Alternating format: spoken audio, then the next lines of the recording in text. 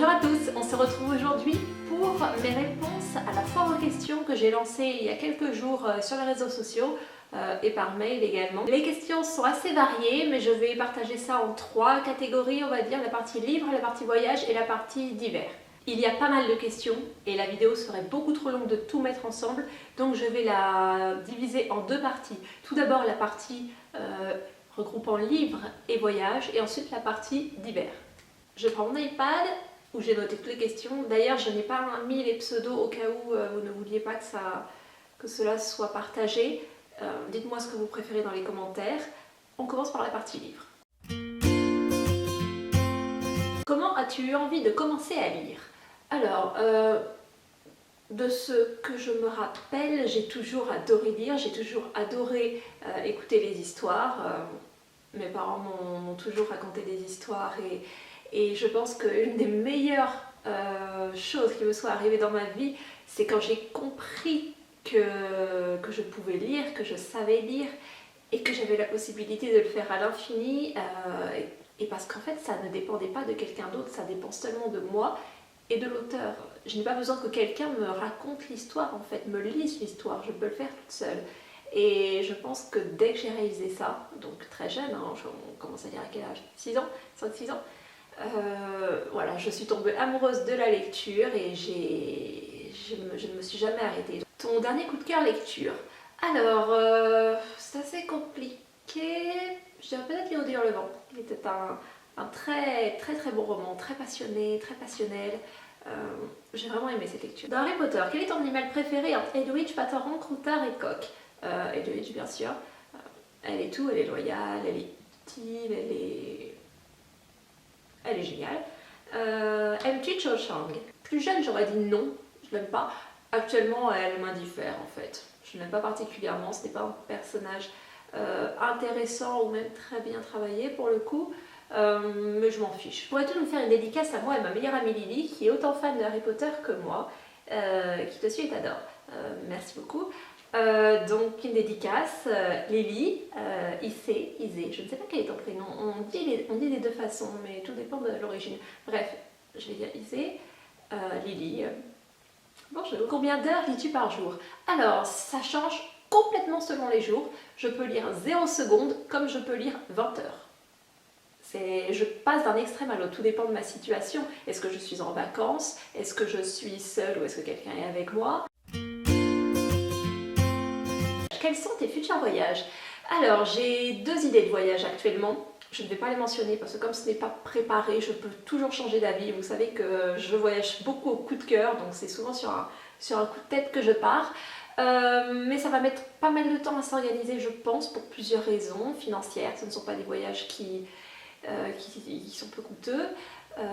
Administratifs, ce sont des pays où il faut des visas, donc forcément ça demande un certain temps, ça demande évidemment derrière une organisation, parce que je ne peux pas me dire ah, je pars dans 5 jours là, alors qu'il faut un visa, non, ça demande plus de 5 jours pour l'obtenir. Aussi des questions de temps, il faut avoir le temps, honnêtement je ne sais pas si je vais avoir le temps de partir le temps que je veux dans ces pays-là, parce que j'en ai très envie. Et bon voilà, ça dépend de beaucoup de choses. Et il y a un 4e facteur qui est le facteur géopolitique. Ce sont des zones assez instables et tout va dépendre honnêtement de la politique à ce moment-là. Quelles sont tes destinations préférées? Alors, Japon, forcément. Japon, c'est la maison. C'est la maison, tout simplement. J'adore le Japon, j'adore l'Italie. Je suis folle d'Italie. J'aime beaucoup le Royaume-Uni. J'ai vraiment adoré l'Écosse, c'est le mois dernier. C'était splendide, c'était vraiment... j'ai adoré. Ouais, destination préférée, j'adore ces pays-là. J'ai beaucoup aimé la Slovénie. Et j'ai beaucoup aimé New York à partir du moment où j'ai découvert Central Park. Au début, c'était une ville que j'aimais bien, mais voilà, je trouvais pas... j'ai pas eu de coup de cœur direct en fait à New York, contrairement à beaucoup de monde. C'est qu'à partir du moment où je suis entrée dans Central Park, un feu d'artifice, et là ouais, là c'est bon, ça a craqué, j'ai adoré. En fait, il y a plein d'endroits que j'adore. Je pense que tout dépend vraiment des moments et forcément j'y associe des bons souvenirs. La destination qui t'a déçu? Généralement, les destinations ne me déçoivent pas parce que je voyage pour mon plaisir Je choisis ces destinations, c'est parce que j'ai envie d'y aller que j'y vais, rien de plus et rien de moins. Je dirais que je ne pense pas avoir su bien profiter de Munich. Je n'ai pas complètement adhéré à la ville, je ne m'y suis pas sentie totalement bien. En fait, j'ai préféré l'Allemagne quand je suis sortie des grosses villes. As-tu déjà été en situation de danger au cours d'un de tes voyages? Jamais, je crois. La seule fois où j'ai eu un problème au voyage, c'était dans une boîte de nuit à Tokyo, où c'était... Voilà, quelqu'un s'est montré beaucoup trop entreprenant. Ça s'est réglé, mais bon, je crois que c'est la seule fois où j'ai été mal à l'aise pendant un voyage. Sinon, non, je ne pense pas. Je ne pense pas. Une ville où tu aimerais vivre? Waouh, j'adorerais vivre dans plein d'endroits. Je suis très instable hein, comme personne. J'ai la bougeotte, j'ai très envie de vivre dans plein d'endroits différents. Je pense que tu parles plutôt de l'étranger. Et les villes où je pourrais vivre, Londres, c'est une ville qui est assez simple à vivre. Il y a beaucoup de choses et en même temps, en quelques minutes de train, on est vraiment à l'extérieur, il y a la mer et autres. C'est très sympa à Londres. Le problème restant le temps et la nourriture des fois, j'avoue. Tokyo, de toute manière j'ai passé énormément de temps à Tokyo, hein. Je louais mon propre appartement et autres à ce moment-là, donc clairement la vie Tokyo ne me fait pas peur. À vie non, mais clairement plusieurs années oui c'est tout à fait possible. Sur le long terme je pense que j'adorerais vivre en Italie, dans la campagne italienne, il n'y a personne, c'est paumé, c'est chaud, il y a des cyprès. Mais bon, je sais pas, en fait il y a beaucoup de grandes capitales où il est simple de vivre parce que tout simplement il y a la culture du pays dans lequel on est, mais en même temps il y a les cultures des autres pays qui sont forcément là. Peux-tu décrire l'Écosse en un mot? Alors, l'Écosse, je dirais... Il faut pas le prendre péjorativement, mais je dirais hanté. Mais hanté au sens positif du terme, c'est-à-dire qu'on sent qu'il y a une âme. On sent que c'est un vieux pays avec des vieilles traditions qui sont toujours présentes. On a l'impression de ne pas être seul en fait en Écosse. Je sais pas, on a l'impression que l'histoire est présente avec nous derrière notre épaule, vous voyez. Il y a une présence. Quels sont les pays que tu n'as pas visités et où tu aimerais aller? Absolument tous. Moi j'ai envie de voir tout. Tout m'intéresse, c'est différent, donc tout m'intéresse. Après, qu'est-ce que je peux vous citer là les 5 premiers qui me viennent à l'esprit, on va dire Nouvelle-Zélande, Chili, Norvège, Mongolie. Et puis je m'arrête parce que sinon je vais te dévoiler les pays où j'ai l'intention de partir. Une bonne et une mauvaise rencontre lors d'un voyage. Alors la majorité des rencontres sont des bonnes rencontres, hein, donc pour les mauvaises, si j'en ai peut-être une, si en République tchèque, Český Krumlov, donc un tout petit village, c'était très pittoresque, très mignon, je recommande beaucoup. Il y a un château à Český Krumlov et on peut visiter la tour, donc il faut payer pour ça. Je suis allée acheter mon ticket. Normalement, j'avais ma réduction étudiante, donc j'ai montré ma réduction, j'ai montré ma carte étudiante. Hein. La femme à l'accueil m'a compris et m'a tout expliqué en anglais et tout. Donc j'ai payé mon ticket et en me retournant, après avoir fait 4 pas, j'ai réalisé qu'en fait elle ne m'avait pas appliqué la réduction étudiante. Donc je me suis dit mais il y a un problème. Donc je suis retournée, il n'y avait personne d'autre, hein. J'étais toute seule et la personne qui m'accompagnait parce que j'étais pas seule en République tchèque. Donc je me suis retournée. Je suis allée la voir pour lui dire il y a un problème, j'ai ressorti ma carte étudiante pour montrer, vous voyez, vous ne m'avez pas appliqué la réduction. Et là, cette bonne femme, parce que là c'est vraiment saloperie, elle m'a regardée et elle m'a fait no speak English, no speak English. Elle a fait ça qu'elle ne comprenait pas parce qu'elle ne voulait pas me donner le ticket que je devais avoir. Et ça m'a tellement énervée. C'était même pas une question d'argent, c'était qu'elle mentait. Elle m'avait parlé anglais il y a 30 secondes avant. Et voilà, ça c'était une mauvaise rencontre.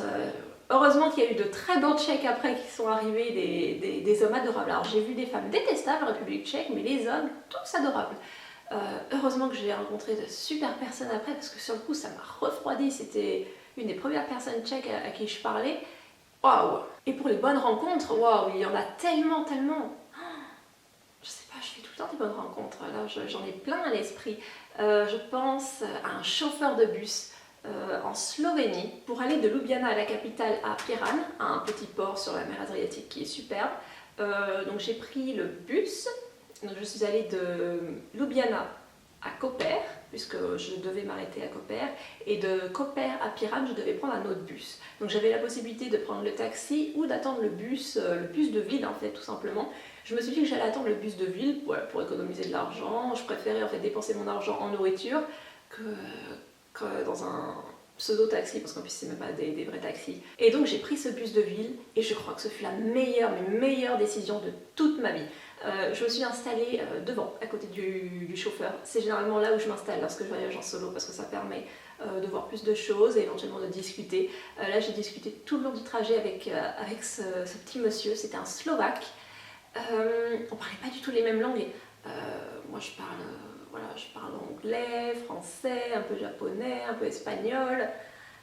Et lui il parlait plus allemand et italien. Donc on a tenté de communiquer, et à chaque fois, voilà, on communiquait un peu comme ça, en mélangeant les choses, et on se comprenait, et il me montrait chaque village, chaque chose qu'on traversait, il m'expliquait, mais alors qu'on se comprenait à peine, mais c'était juste génial. J'ai adoré cette rencontre, et je pense que c'est aussi pour ça qu'on voyage. C'était simple comme tout, enfin c'était génial. Il y avait 2 Français au fond du bus aussi, mais il les a pourris, il les a complètement pourris, parce que bon, ils étaient assez arrogants et tout. Et je sais pas, moi il m'aidait avec ma valise, mon machin et tout, il était adorable. Et ouais, super rencontre. À quel âge as-tu commencé à voyager par tes propres moyens? Alors j'ai fait une vidéo assez complète sur les questions qui me sont le plus souvent posées sur le fait de commencer à voyager, je t'y renvoie. Mais pour répondre simplement, je dirais, j'ai commencé à 15 ans en fait. À 15 ans j'ai commencé à voyager avec l'argent que j'avais récupéré de mes anniversaires, de Noël et tout. Voilà, et après... Vraiment à l'étranger, après avoir eu un salaire et autres, c'était au Japon, j'avais 19 ans. Parce qu'il fallait forcément que l'année de mes 18 ans, l'été, je bosse pour pouvoir me payer ça. Quels sont les sites et applications indispensables quand tu organises un voyage et lesquels te paraissent utiles une fois sur place? J'ai fait également une vidéo sur mes applications préférées, je t'y renvoie. Mais je dirais qu'alors, une fois sur place, honnêtement, j'utilise très peu de choses. J'utilise Viber pour parler à mes proches et envoyer des photos. Et Google Maps, étrangement, pour vérifier un endroit ou autre, mais généralement, moi mon truc c'est les guides papier. Hein. J'ai toujours un guide papier avec moi, c'est beaucoup plus efficace et il n'y a pas de problème de batterie et autres, donc j'ai toujours un vrai plan avec moi, un vrai plan papier. Et pour ce qui est avant le départ, je n'utilise pas trop d'applications, mais pour ce qui est des sites, pour les hôtels j'aime bien Booking. Alors c'est un très gros site, on pourrait croire qu'il vaut mieux privilégier des tout petits sites, mais Booking est assez intéressant parce que généralement il n'y a pas de frais, on peut payer à l'avance. Voilà, son logement pour certains. Ça permet d'éviter de payer des taux de change et de partir en fait avec trop d'argent. Généralement j'aime bien payer tout ce que je peux à l'avance. Booking permet ça. Pour organiser le voyage, j'aime bien en général me rendre sur le site du routard parce qu'il propose des itinéraires et autres. Généralement je les suis pas, mais ça me permet de voir un peu tout ce qui existe dans cette région ou dans ce pays. Ensuite, généralement, je regarde les blogs, beaucoup de blogs, pas français, je regarde très peu de blogs français, mais beaucoup de blogs étrangers, où je vois ce que les gens ont aimé, voilà, ça me donne des idées. Et sinon, moi je marche beaucoup à nouveau par guide, hein, tout simplement. Quel conseil donnerais-tu pour quelqu'un qui souhaite voyager seul pour assumer ce choix vis-à-vis de ses proches? Comment fais-tu toi? As-tu reçu des remarques négatives? Alors je réponds par la dernière, je n'ai jamais reçu aucune remarque négative. Jamais personne m'a critiqué sur ce choix. La seule chose que mes proches ont pu dire c'est oh, comment tu fais? Moi je pourrais pas. Et ça c'est dit de la part de quelqu'un qui vient d'avoir des jumelles. À qui moi j'avais envie de lui dire non mais attends, tu vas avoir 2 bébés en même temps, comment tu fais? Alors elle se pose la question comment tu fais pour voyager seule? Bref, comme quoi c'est extrêmement personnel, hein, ça dépend vraiment de la personne. Et j'avoue que je n'ai jamais eu à discuter réellement du pourquoi je voyageais seule. En général j'annonce tout simplement, je dis bon bah alors je pars là dans 1 mois et demi, voilà. Et si je pars à 2, bah, je dis machin et moi avant de décider de partir ou autre. Ouais, ça se discute pas. Généralement, si je dis je pars là, c'est que je pars en solo. Si je dis je pars avec telle personne, voilà, c'est que je pars pas en solo, tout simplement. On n'a jamais eu à discuter réellement de pourquoi je partais seule ou autre. Ça se fait assez naturellement. Donc je pense que j'ai beaucoup de chance d'avoir des proches qui me comprennent comme ça, parce que j'avoue que c'est pas très simple. Tu parles voilà, des conseils pour voyager seul, pour assumer ce choix vis-à-vis des proches. Alors ça dépend aussi pas mal de quel type de proche. Est-ce Est-ce que c'est un petit ami ou une petite amie? Est-ce que c'est une meilleure amie, un meilleur ami? Est-ce que c'est les parents? Si tu sais que les gens vont mal réagir, explique-leur, parle-leur.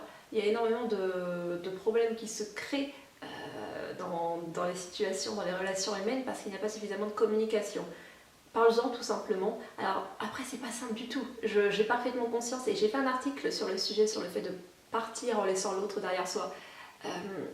C'est pas simple de dire à quelqu'un, écoute, je t'adore, je t'aime, mais j'ai envie de partir sans toi. C'est très très compliqué, je pense que ça dépend beaucoup de la personnalité des gens, du fait qu'ils vous connaissent, qu'ils sachent que vous avez besoin de ça, que vous avez besoin ou de tenter l'expérience, vu que tu ne l'as a priori pas fait, ou parce que c'est quelque chose qui vous rend heureux. Voilà, expliquer que c'est quelque chose qui vous rend heureux et que je pense que quelqu'un qui vous aime n'a aucune envie de vous brider ou de vous rendre malheureux. Au-delà de la discussion, intégrez cette personne dans votre préparation de voyage.